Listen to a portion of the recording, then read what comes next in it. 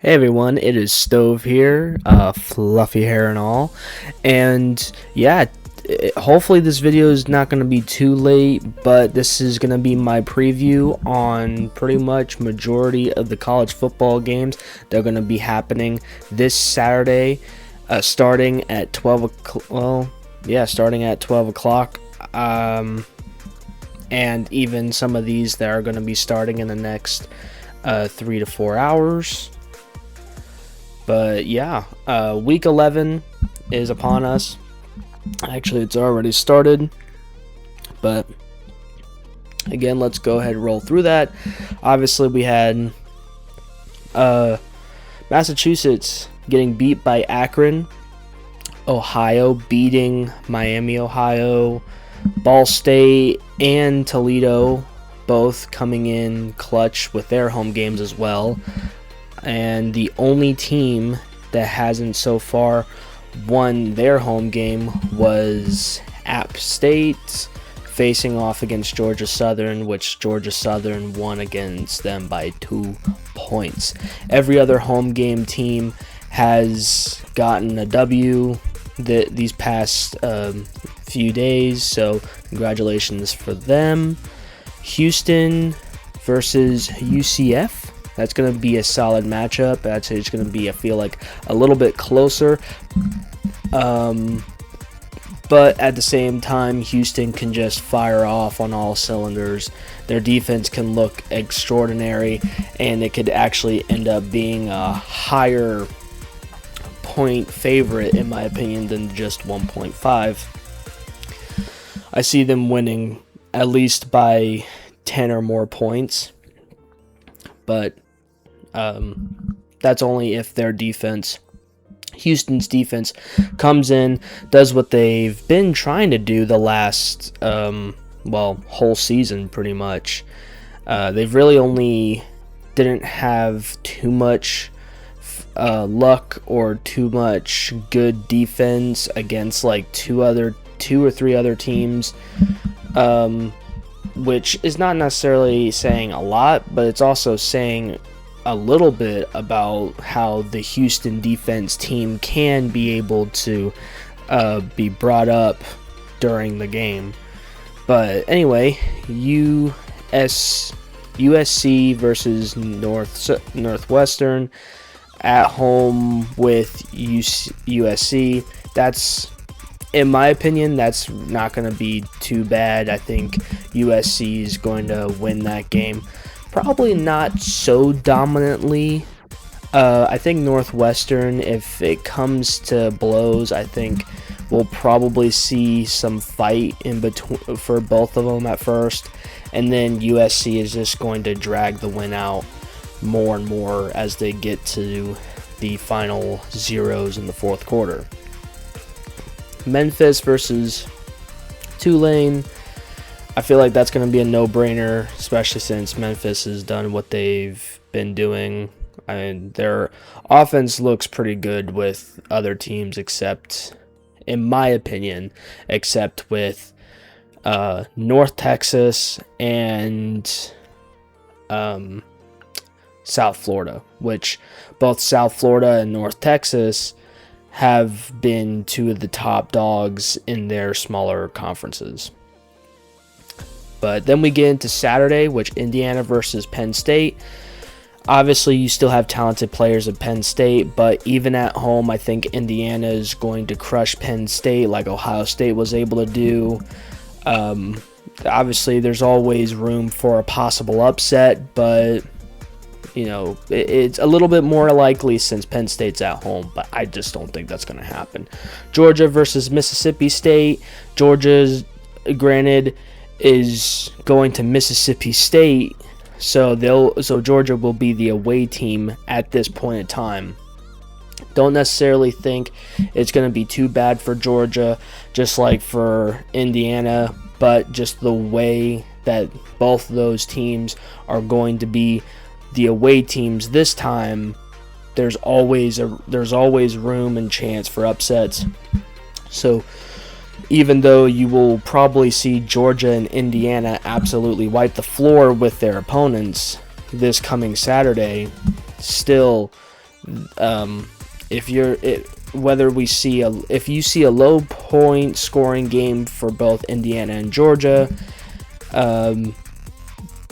or you see a very close game with Indiana and Georgia facing their opponents, and it being a very close game, for them to either win by 3 points, win by a touchdown, or possibly lose by a field goal's chance, then I necessarily wouldn't be surprised, just because we're starting to really get to the nitty-gritty, and some of these teams are also just fighting for bowl games. Some of these teams are trying to fight to keep their ranks, their playoff ranks specifically. And yeah, some of these teams are just trying to earn some more wins, even if they don't make a bowl game this year. But speaking of playoff ranks, BYU number 7, Texas Tech number 8, one of the biggest, technically, whenever it comes to rankings, the matchup rankings, whenever it comes to on paper, this is the biggest Big 12 matchup for the entire season. And is probably on record for being the technical biggest and most important conference game for the Big 12 in years, probably, because we haven't really seen two Big 12 teams face each other that both of them were top 10 ranked in a long time. So I know it's happened before, but I'm pretty sure it's probably been a long time since that's actually happened. Texas Tech and BYU fighting for one another's things. I'm sure if Texas Tech loses, they'll drop out of the top 10. BYU loses, they may drop out of the top 10, or they may just switch with Texas Tech. Really, I think it would probably be whichever one loses here pretty much gets dropped out of that top 10. So, in my opinion, I think the way things are going, I think I'm going to have to give it to a slight edge of Texas Tech, but BYU's offense has surprised me this entire time this year. Their defense will probably be their root of them, the reason why they lose during this game. Texas Tech is going to have to play phenomenal. BYU's defense is going to have to play phenomenal. I think both offenses aren't going to really have too much to worry about as long as they continue flowing with their drives just as much as they have the last 9 or 10 games that they've already played. So it's going to be interesting there. SMU versus Boston College. I think SMU is going to take that one. Colorado versus West Virginia. West Virginia, I think, would probably take it, but wouldn't surprise me if Deion Sanders' Colorado boys end up taking this win just to get it.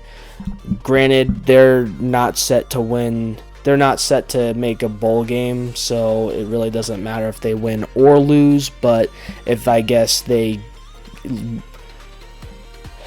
go through, they win the rest of these games, and they end this season off with a win streak, maybe it kind of puts some recruits more in favor going to Colorado this summer or this winter.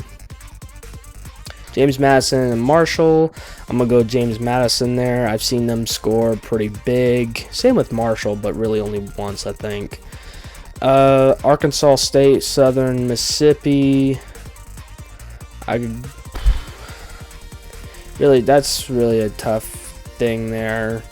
I mean, they're saying Southern Miss is gonna have a 4.5 favorite. I'm gonna say Arkansas actually takes that home game. Army against Temple, that makes sense. I would say Army wins that one by a possession or two. Ohio State versus Purdue. That's a no-brainer. Probably one of the highest, if not the highest, point favorites, 30 0.5 favorites. Ohio State, I obviously go Ohio State no matter what. Ole Miss, yeah, that's going to be an easy one for them. And I'm pretty sure Ole Miss's teams, the rest of their teams are teams that they don't even need to worry about. They can just win the rest of their games, and I think Oklahoma is the one that has those ranked teams still to worry about. And you got some more teams here and there. Maryland versus Rutgers, that's going to be an okay matchup.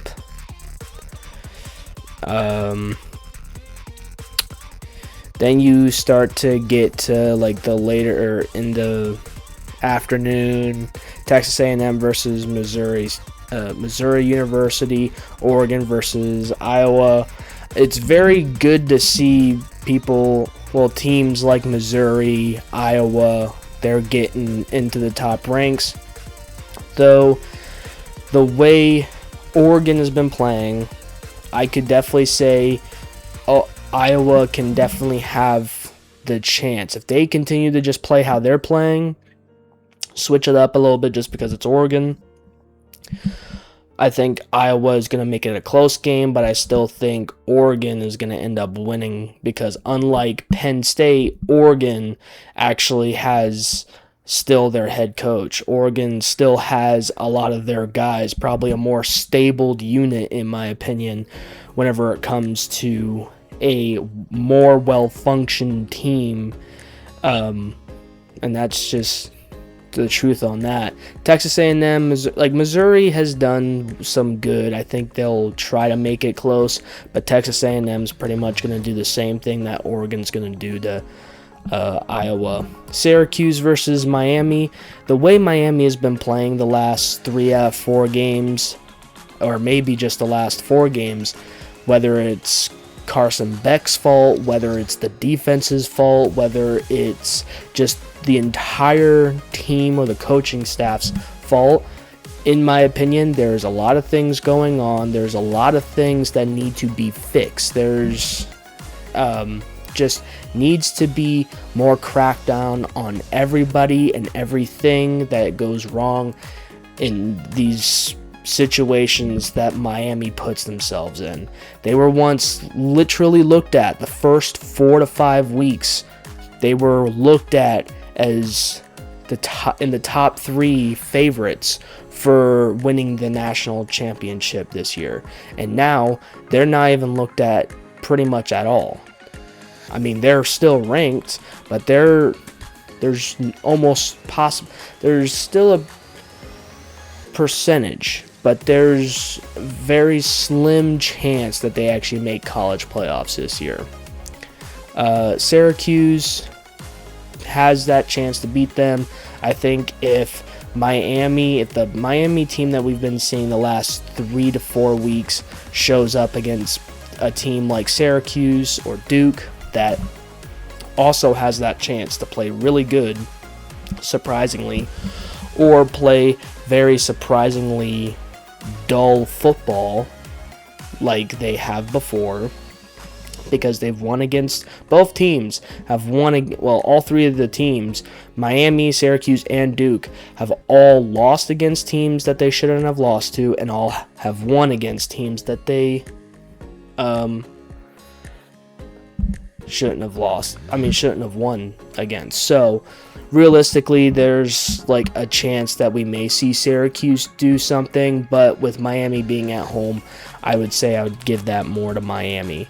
Duke and UConn, that's actually going to be a real good matchup, even though they give it to UConn. UConn has actually had a decent record so far. I believe they're either 500 on their record or the little over 500. I don't know if they're tied with wins and losses or they have just one more win than loss. But I think I would go Duke in this situation, but don't count UConn out on that one, especially at home. Kansas versus Arizona. If this was basketball, I would say this would be a very good matchup. with these two having incredible basketball programs. But I would have to go with Arizona, even though Kansas has also had a solid year. Even though, in my opinion, they haven't really faced too many good people, I think Arizona is going to end up beating Kansas, and it'll probably even be a close game, maybe in overtime. Arizona State versus TCU, the way Arizona has been playing, the way TCU's been playing, I would have to say Arizona still makes it close, but TCU wins at home. Auburn, Vandy, I think Vandy actually causes Auburn to lose with Vandy at home, but Vandy will be the first team to make Auburn lose in conference that is by more than just one possession, because every single time Auburn has lost, whether it's in conference or not, but I'm pretty sure it's all their losses have come from in conference, they have only lost by one possession. They've been one touchdown away from winning it or tying it at least. Or at least 10 points or less, I would say. So I think Vandy will probably be that first team to actually put on more points against Auburn than most people. And I will be very confident with that statement there. Washington versus Wisconsin. Washington's is gonna hopefully have some good fun with that. North Carolina versus Stanford. With North Carolina having finally a win, I believe last week, they do show some promise and hopefully even can get a win at home against Stanford, since Stanford has also not been too good this year as well. North Carolina, I think, should be able to grab onto this win with no problem. Texas State and Louisiana. Obviously, some people are going to say Texas State, especially if you guys have been paying attention to Texas State, which I think they've done pretty good with the teams that they faced and scored quite a bit. I do think Texas State is actually going to win more than just the 3-point favorite that they are being had at by bets. I would definitely take the over on that against Louisiana. Air Force versus San Jose, same thing. I think San Jose has been playing good, probably not as good as Texas Tech, but definitely up there in being able to score the points that they're needing to score. I would say San Jose State for that one. Wake Forest versus Virginia. Virginia's been playing well. Louisville has been playing well. I see both of these two collecting wins at home, even though I think Wake Forest will probably make it a closer game with Virginia but also I think California could also make it a closer game. So you guys should definitely watch out for these two games here at 7 o'clock, the Virginia game and Louisville game. Clemson versus Florida State, you guys should also watch out for this. Maybe occasionally look over your phone, see what's going on there. I don't see too much scoring happening in this game, to be honest. Alabama and LSU. By the time Virginia and Louisville's halftime's going on, you guys can hopefully cut to LSU and Alabama probably beginning their second quarter. Hopefully. Maybe even a little bit before that. And I think that will be a solid game. I think a lot of people are going to be... Hopefully Alabama doesn't think too softly about LSU. And what I mean by that is Alabama will always come across the team like how they did Florida State this in the first week, but they are going to think and they're going to acknowledge that LSU still has talented players, but some of these players in Alabama will probably think a little too lightly. Will think too lightly about LSU, whether it's their defense, whether it's their offense. I think Simpson will be able to win Alabama the game, But what I do think, it will probably have to be Alabama scoring 30 or more points. If Alabama does not score more than 30 points this matchup, LSU has a way better chance at winning than Alabama does. And whether that's a fact, whether that's just my own opinion, I'm only really pulling out statistical knowledge that I'm just trying to put forth into this stuff here. Granted, I do not have this stuff written down. I've only just tried to remember this stuff from the games that they've all played. LSU still has a good chance of possibly kicking Alabama square in the southern regions and upsetting Alabama at home. It's happened before. I'm sure it can happen again, whether it be this year, next year, or the year after that. However, Alabama, I'm expecting to put up 30 or more points. LSU, I think they will score 20. I don't know if they'll score 30. I think it will be like a 10-point win by Alabama. I think 10 points or more by Alabama. I don't see it being that close unless LSU wins or ends up winning. Navy versus Notre Dame. I feel like that should be a no-brainer. Notre Dame will get that win. Florida versus Kentucky will be an interesting one, especially with Kentucky at home, and they've been doing okay this year. But I think Florida may just take it, even though they've been dealing with their quarterback issues, with their starting quarterback throwing interceptions here, then playing amazingly there. But I do think Florida's going to end up taking that one. I would probably say 3 or 6 points for sure. Kentucky will definitely make it a good game. And then you got Nebraska versus UCLA. That's going to be a good one. Nebraska going to California. That's actually pretty close favorite right there, 1.5 for Nebraska.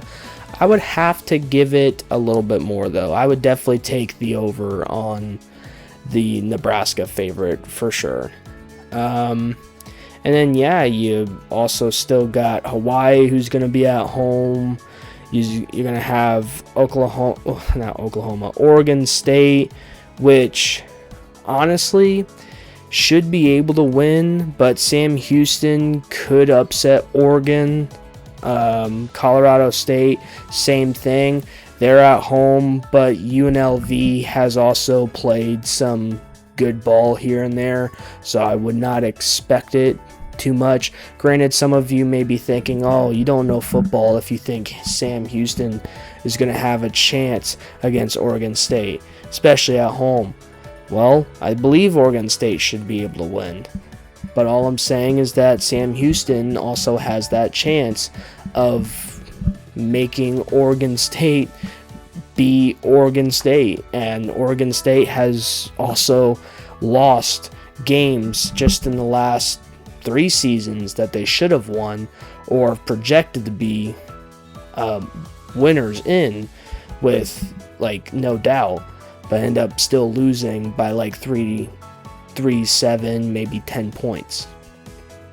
So that being said, though, if you guys want more detail on each and every single one of these, maybe I can go back to the format of doing only really talking about 7 games specifically, and then if I want to talk about a couple of more matchups, I will. If not, then I won't. But if you guys are fine with doing all this, then let me know in the comment section. I know you guys watch this to a certain degree, but again, I do appreciate you guys watching anyway.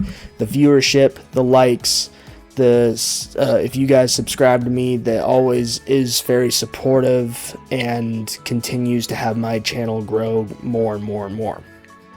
That being said, you guys, I hope you have a very good night or a very good day, whichever time you're watching this. And Hope you guys enjoyed, and peace.